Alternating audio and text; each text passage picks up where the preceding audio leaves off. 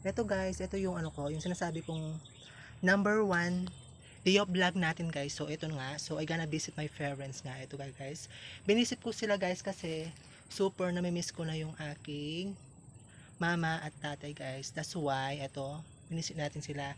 Again, welcome to our ano guys, number one day of vlog. Ito yung sinasabi ko guys, ayan. Ayan. Nandito tayo ngayon to visit them guys. So, ayan. Ayan, sana. Actually, super miss ko sila guys. That's why, binisita ko ngayon sila sa mismong Chinese New Year guys. Sana ano, lagi nila akong gabayan. Oo. Especially mga kapatid ko guys. Oo. Kasi guys, ang hirap palang walang magulang, di ba?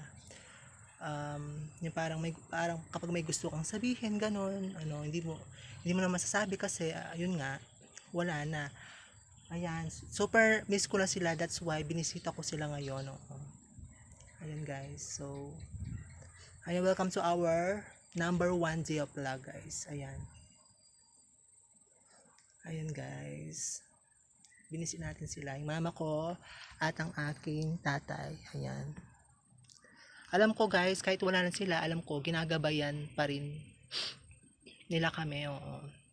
Especially sana alam ko kahit wala na sila guys, alam ko nandiyan pa rin sila to guide me guys, para gabayan kami magkakapatid. Ayan.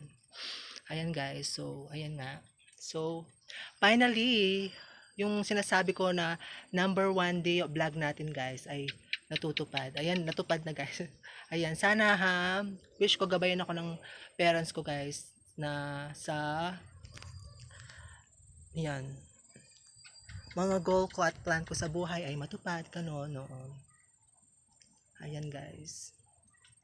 Ayan, especially yan nga yung pagkaano natin guys, pag-vlog natin. Actually, ito yung number one vlogs. Actually, yung number two vlog natin na una na, yun ngang Bolinaw guys. Ito nga yung number one. So, niskip ko lang. Talagang dapat number one talaga to guys. Oo. Ayan.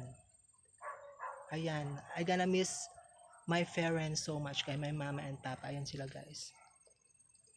Ayan guys. Ayan na. Hanggang dito na muna guys yung ating vlog. So, ayan. Thank you so much.